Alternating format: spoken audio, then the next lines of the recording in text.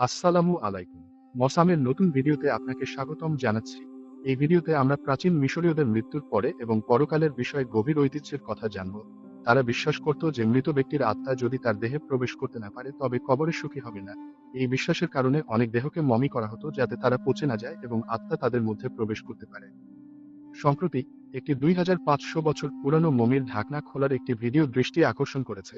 2020 সালে আবিষ্কৃত এই মমি ফেরাউন রাজবংশের বলে বিশ্বাস করা হয়। এই ধরনের মমি খোলার ফলে দুর্যোগ আসতে পারে বলে গুজব ও মিথ রয়েছে। এই দাবিগুলোর সত্যতা উদ্ঘাটনের জন্য বিজ্ঞানীরা বিষয়টি খতিয়ে দেখেছেন। অক্টোবর 2020 সালে মিশরীয় প্রত্নতত্ত্ববিদরা 2500 বছরের মধ্যে প্রথমবারের মতো এই প্রাচীন কফিনগুলোর একটি খুলেছিলেন। মিশরীয় পর্যটন ও প্রাচীনত্ব মন্ত্রণালয় দ্বারা আয়োজিত এই ঘটনা দ্রুত ভাইরাল হয়। মমিটি এখনও প্রাচীন মিশরীয় মোটিফ সহ কাপড়ে মোড়ানো ছিল, যা উন্মোচনের ফলে উৎসাহ এবং বিতর্ক উভয়ই সৃষ্টি হয়। কিছু মানুষ বিশ্বাস করেন যে প্রাচীন কফিন খোলা প্রকৃতপক্ষে দুর্যোগ এবং অভিশাপ আনতে পারে। ন্যাশনাল জিওগ্রাফিক এই তথ্য পর্যালোচনা করে কুরআনে উল্লিখিত ফেরাউনের দেহ অক্ষত থাকার দাবি পরীক্ষা করে দেখেছেন। কুরআনে আল্লাহ বলেছেন, আজ আমরা তোমার দেহকে উদ্ধার করব যাতে তুমি পরবর্তী প্রজন্মের জন্য নিদর্শন হও। এবং নিশ্চয়ই মানবজাতির অধিকাংশই আমাদের নিদর্শনগুলোর প্রতি উদাসীন। সূরা ইউনুস আয়াত 92।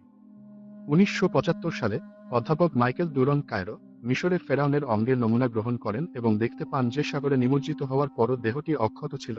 এই আবিষ্কার অনেককেই হতবাক করেছিল, যার মধ্যে অধ্যাপক মরিস বুকাইল অন্তর্ভুক্ত ছিলেন, যিনি ফ্রান্সে আরও গবেষণার নেতৃত্ব দেন। তার গবেষণায় মমিটির দেহে লবণের অবশিষ্টাংশ পাওয়া যায়, যা ডুবে যাওয়ার পরে অবিলম্বে মমি করা হয়েছে। বুকাইলের গবেষণা কুরআনে বর্ণিত ফেরাউনের মৃত্যুর সত্যতা নিশ্চিত করে, যা তাকে ইসলাম ধর্ম গ্রহণে উদ্বুদ্ধ করে। তিনি বিস্মিত হয়েছিলেন যে কুরআন, যা 1400 বছর আগে প্রকাশিত হয়েছিল, কিভাবে ফেরাউনের দেহের সংরক্ষণ সম্পর্কে সঠিকভাবে বর্ণনা করতে পারে। এই উল্লেখযোগ্য আবিষ্কার কুরআনের ঐতিহাসিক সত্যতা প্রমাণ করে এবং মানবতার জন্য একটি পাঠ হিসেবে কাজ করে। কুরআনে উল্লিখিত ফেরাউন, যিনি লোহিত সাগরে ডুবে গিয়েছিলেন, তিনি রামেসেস দ্বিতীয় ছিলেন না, বরং তার পুত্র মেরেনপতাহ ছিলেন।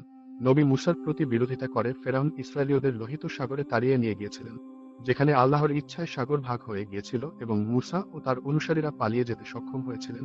ফেরাউন যখন অনুসরণ করার চেষ্টা করেছিলেন, তখন সাগর বন্ধ হয়ে গিয়ে তিনি এবং তার সৈন্যবাহিনী ডুবে গিয়েছিলেন। এই ঘটনাটি কুরআনের সূরা তহা আয়াত 77-78 অমর হয়ে আছে। ফেরাউনের দেহ, যা লোহিত সাগরের তীরে আবিষ্কৃত হয়েছিল, মিশরীয়দের দ্বারা সংরক্ষিত হয়েছিল এবং এখন কায়রো জাদুঘরে প্রদর্শিত হচ্ছে। এই সংরক্ষণ কুরআনের সত্যতার প্রমাণ হিসাবে কাজ করে, দেখায় যে আল্লাহ ফেরাউনের পরিণতি ভবিষ্যতের প্রজন্মের জন্য একটি পাঠ হিসেবে ব্যবহার করেছেন। এই গল্পটি আমাদের জন্য একটি পাঠ হিসেবে কাজ করে যে অহংকার এবং ঐশ্বরিক ইচ্ছার বিরোধিতার পরিণতি কি হতে পারে। এই ভিডিওতে আরও নতুন তথ্য যুক্ত করা হয়েছে যা আপনি ভিডিওতে দেখতে পাবেন। আশা করি এই গল্পটি আমাদের সকলের জন্য উপকারী হবে। দেখার জন্য ধন্যবাদ এবং পরবর্তী ভিডিওতে আবার দেখা হবে।